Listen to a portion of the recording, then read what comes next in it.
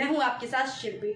आपको बता दें कि बीते दिनों स्वतंत्रता दिवस के शुभ अवसर पर धरना दे रहे किसानों की अध्यक्षता करने वाले जगदीश नंबरदार ने झंडा फहराया और यहाँ इस बीच सैकड़ों संख्या में किसान पहुंचे थे और ये लोग एक दूसरे के साथ मिलकर खुशियां बांटी। वहीं आपको बता दें कि इस बीच किसानों को संबोधित करते हुए प्रवक्ता डॉक्टर रुपेश वर्मा ने बोला कि हमें आज़ादी मिले 76 वर्ष हो गए और हमें बुनियादी अधिकार प्राप्त हुए, और वहीं उन्होंने बोला कि हमें बुनियादी संविधान भी प्राप्त हुए। हालांकि आगे उन्होंने किसानों के हक में बोला कि हमें इस देश में किसानों की हालात अच्छे नहीं है और उनके बहुमूल्य फसल को उचित मूल्य नहीं मिल पाता है।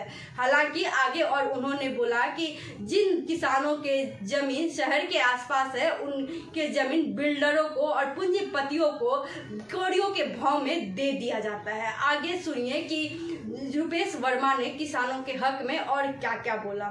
अभी आपने देखा, क्योंकि जो भारत का संविधान है, संविधान सबको बोलने की आजादी देता और उसी आजादी का इस्तेमाल हम कर रहे हैं, जबकि आजादी से पहले ये अधिकार हमारे पास नहीं था। तो जो हम फर्क करते हैं कि 47 से पहले और 47 के बाद हमारी जिंदगी में क्या फर्क है, तो वो यही फर्क है।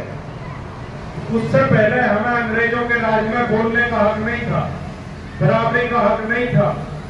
तो संविधान में जो बुनियादी अधिकार हैं उन्होंने हमें ये हक दिए। संविधान की धारा 14 सबको बराबरी का हक देती है। औरत के बीच, आदमी के बीच, ऊंची जाति नीची जाति, संविधान इस बात को लेकर के हमारे बीच कोई फर्क नहीं करता। यह अपने आप में एक बड़ी बात है। जबकि आजादी से पहले राजाओं को यह माना जाता था कि राजा जो राज करते वो भगवान का दिया हुआ वरदान है और भगवान के भेजे हुए अवतार है।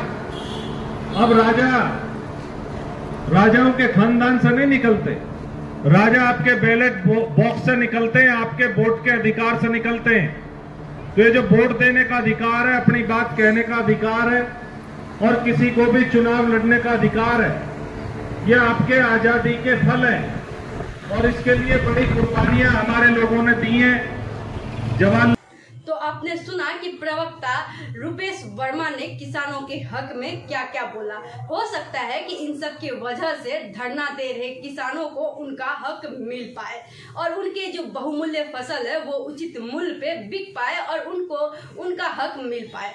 अब आप देखते रहिए कनक टाइम्स न्यूज। देश और दुनिया की तमाम खबरों को देखने के लिए हमारे चैनल को सब्सक्राइब करें।